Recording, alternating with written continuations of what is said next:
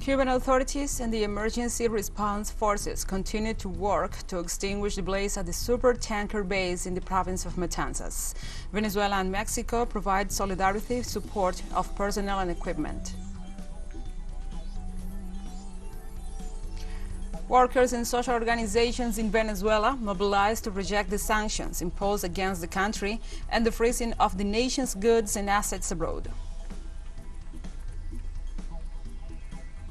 Also in Kenya, provisional results suggest a tight presidential race between Deputy President William Ruto and the former Prime Minister Raila Odinga.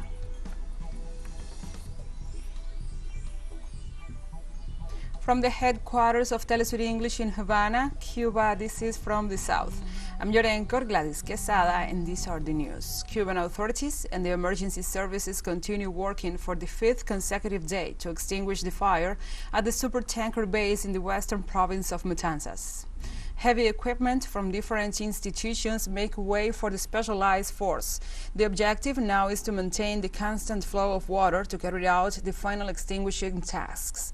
The advice of Mexican and Venezuelan experts has been vital in the incident. The plans drawn up jointly with the Cuban forces allowed that after about 100 hours of struggle against the flames, there is a better situation in the area. The fire, set off by a lightning strike on Friday, August the 5th, killed one firefighter, left 14 people missing and over 100 injured, who are receiving medical attention in hospitals in Matanzas and Havana. In his most recent report, Lieutenant Colonel Alexander Avalo Jorge, the second chief of the National Fire Department, said operations to extinguish the blaze at the supertanker base in Matanzas continues. Today, at this moment, we are carrying out offensive and defensive actions at the same time, mainly divided into three combat areas, where we are mainly protecting the unit, Terminal 320 of clear products, the power generator which already burned, that is to say, this part of the fuel reservoir, and we're also protecting with very active insistence the four remaining tanks of 50,000 cubic meters, which is the most dangerous place for us due to the capacity and volume of these tanks.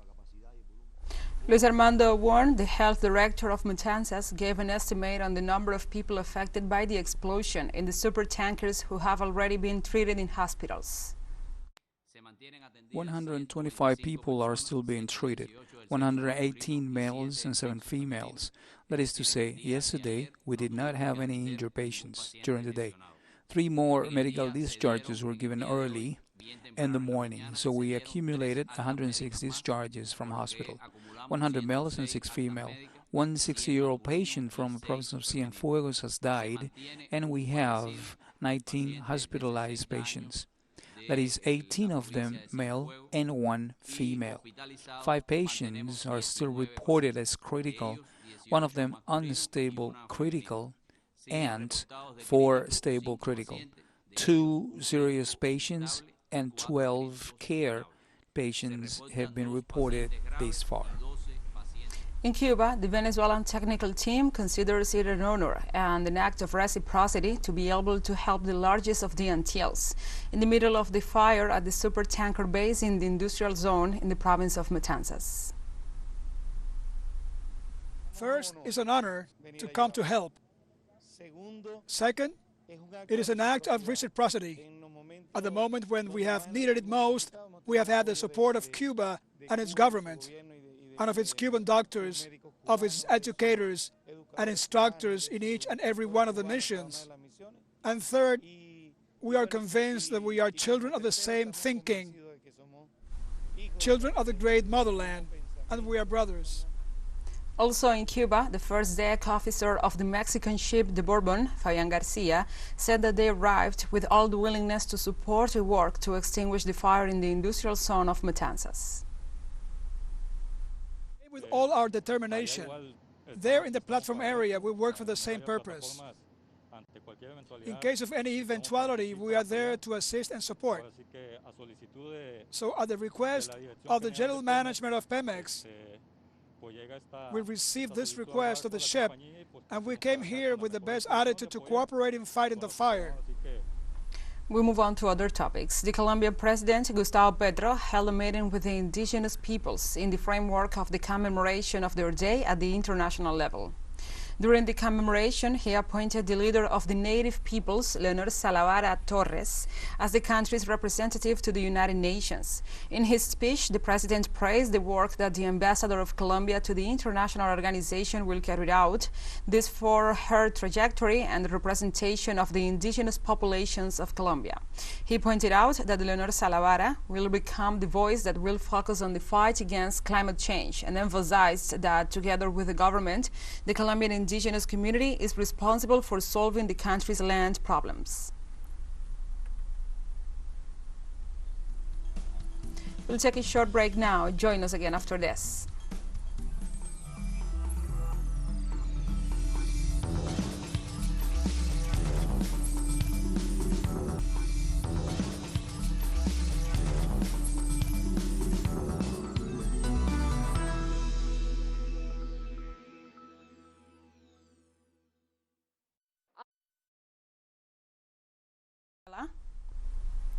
I beg your pardon, we were confronting technical issues. Now we resume. Workers and social organizations in Venezuela mobilized to reject the sanctions imposed against the country and the freezing of the nation's goods and assets abroad. Members of the United Socialist Party of Venezuela marched on Tuesday under the slogan "Great March for Our National Assets." Protesters began their march from the Plaza Morelos in Caracas and moved towards the headquarters of the National Assembly. The Confederation of Workers of Venezuela also participated in the mobilization, demanding that the gold in London and the Conviasa plane hijacked in Argentina be returned to the Bolivarian nation. In this context, President Nicolás Maduro announced that, along with social movements in Argentina, they will launch a major campaign to recover the country's assets.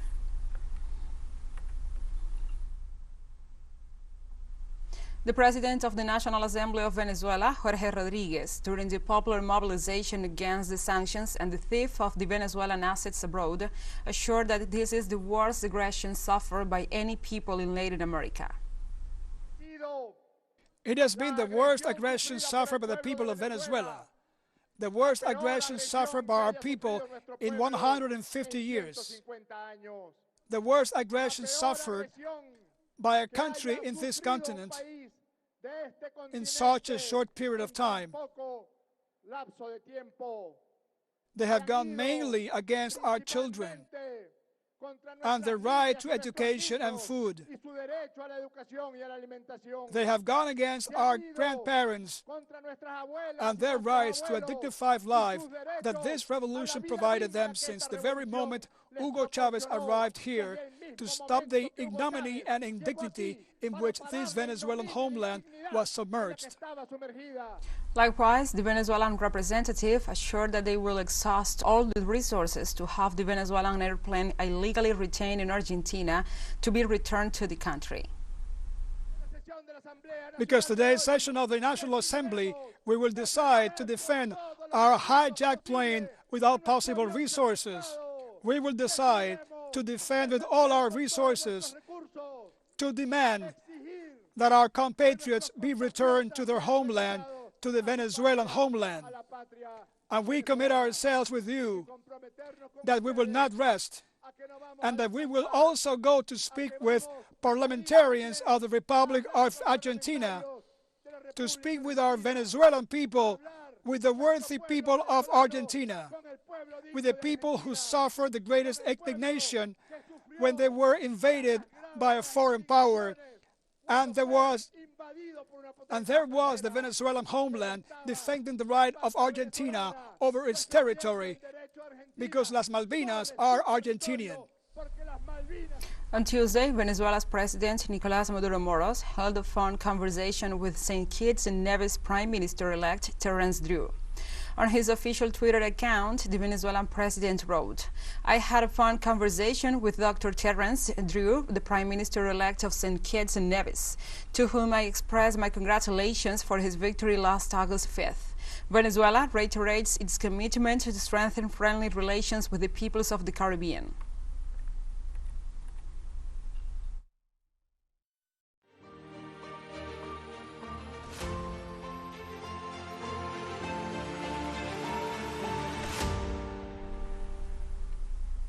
Now we move on to other topics. The Ukrainian government stops the transit of Russian oil through the Druzhba pipeline to 3 countries of the European Union. According to the spokesperson and advisor to the president of the Russian company Transneft, Igor Diomin, the transit of crude oil traveling through the pipeline, which passes through Ukrainian territory to Hungary, the Czech Republic, and Slovakia, has been stopped since Thursday, August 4th. The measure follows an attempt by Russia to make the payment, which was returned to Transnet's account. Gazprom Bank, which provides payment services due to the entry into force of the European Union's regulation, that is the 7th sanctions package.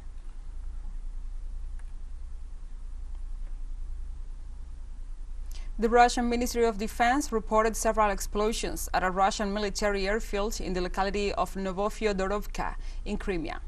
The Russian military entity pointed out that the causes of this aggression are still being investigated, while stressing that, according to a report from the site, no attack on the airfield's arsenal was registered. Ambulances and medical aircraft are on the scene.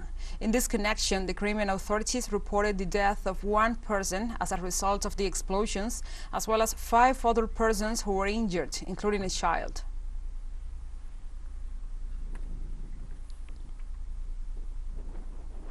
And the Ministry of Defense of Belarus announced the realization of massive military maneuvers with Russia as a practice of coordination between the troops. According to a communiqué, a statement issued by the military entity, the Air Force Combat Training and Anti-Aircraft Defense Plan will be carried out between August the 9th and 25th, in which live fire will be implemented. The portfolio detailed that the maneuvers will take place in Belarus as well as in the territory and airspace over the Russian polygon Ashuluk. Minsk and Moscow, within the framework of their formal alliance called the State Union, have reached agreements in various fields, which have served to overcome the Western sanctions. And we have more news coming up after a final short break, so stay with us.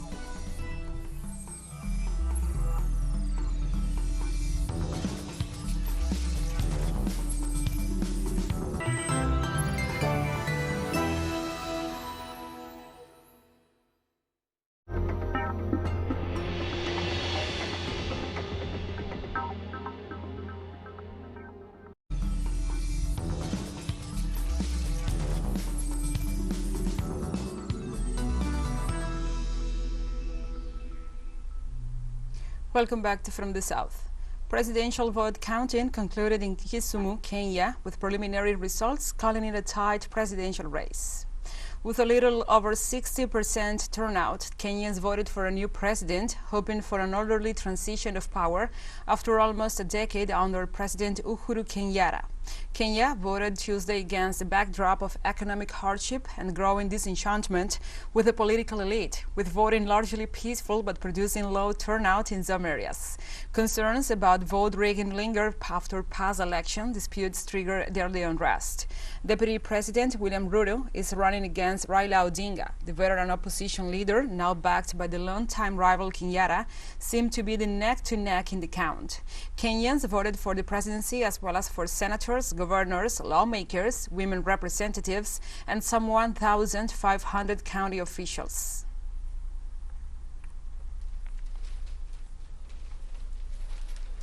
Papua New Guinea's parliament returned the Prime Minister James Marape to the power Tuesday following elections in the South Pacific island nation. Marape was nominated unopposed to lead the next coalition government at the first sitting of the parliament since the national vote. Parliament resumed despite the election outcome being declared for only 104 of 118 seats by Tuesday. Marape's Pangu party holds 36 of those seats, 20 more than the next most successful party. Papua New Guinea is a diverse tribal society of 9 million people who are mostly subsistence farmers and speak more than 800 languages.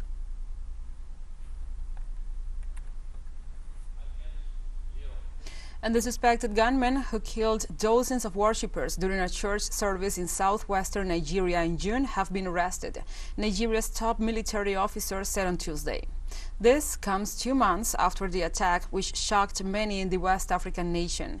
General Leo Irabor, Nigeria's chief of defense staff, said in a meeting with local media that those behind the coward attack and the act in Owo have been arrested. The Nigerian general, however, said investigations are still ongoing, and in due course the world will see them and others who are behind other daring attacks in the country. The incident shocked many in Ondo, which is one of Nigeria's most peaceful states and had been largely spared the violent attacks across the West African nation.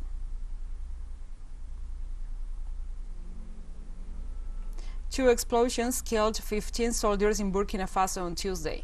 The army said the latest in a series of such attacks since the country battles a terrorist insurgency. The twin blasts, using impoverished and improvised explosive devices, occurred on the road from Burzanga to Djibo in the central-north region. The toll from both incidents is 15 fallen soldiers and 1 wounded. It was carried out during an escort mission. One of the vehicles in the convoy, which was carrying troops, hit an explosive device near Mamzigua in the district in Ban province. While the troops secured the area and tended to the victims, a second device was remotely detonated, causing many casualties. Terrorists based in neighboring Mali began mounting cross-border raids on Burkina Faso in 2015. Hundreds of Sri Lankans rallied on Tuesday against the government crackdown and the use of emergency laws against peaceful protesters. Protesters, led by religious and trade union leaders, marched to the country's Independence Square, where they made several demands to the government, including the withdrawal of emergency laws, the cessation of the arresting peaceful protesters, the immediate dissolution of parliament, and the relief to the people burdened by the economic crisis. Sri Lankans have held street protests for the past 4 months, resulting in the near dismantling of the Rajapaksa political family, whom they accuse of being responsible for the crisis. Ex-President Gotabaya Rajapaksa fled to Singapore last month after the protesters stormed his official home and occupied the several key government buildings. President Ranil Wickremesinghe was elected by the parliament to complete Gotabaya Rajapaksa's 5-year term, which ends in 2024.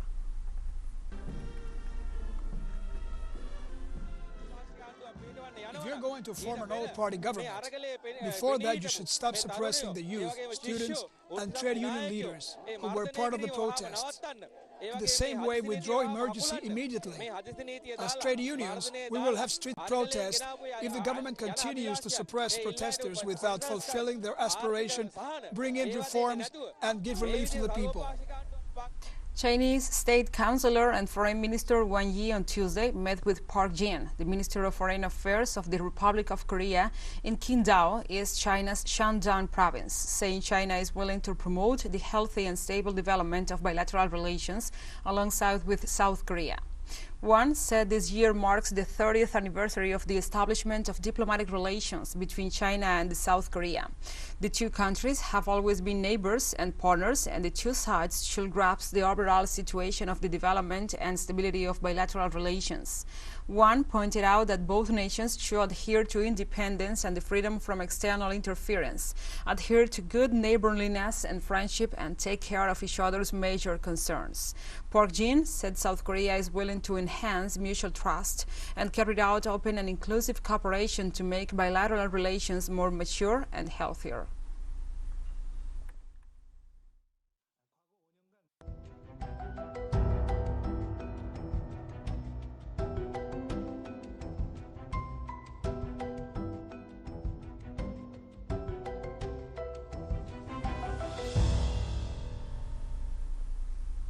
Now we address other topics. 16 people have been confirmed dead or missing, and more than 2,500 homes and buildings were flooded in this week's record rainfall in Seoul and elsewhere in the central and eastern regions of South Korea. Korea's Meteorological Administration reported that around 525 millimeters of rain fell in Seoul and Yangon from Monday to Wednesday morning. According to the government officials, 9 people are reported killed, while 7 others were missing and 17 were injured. About 570 people have been displaced, while a further 1,253 have temporarily been evacuated.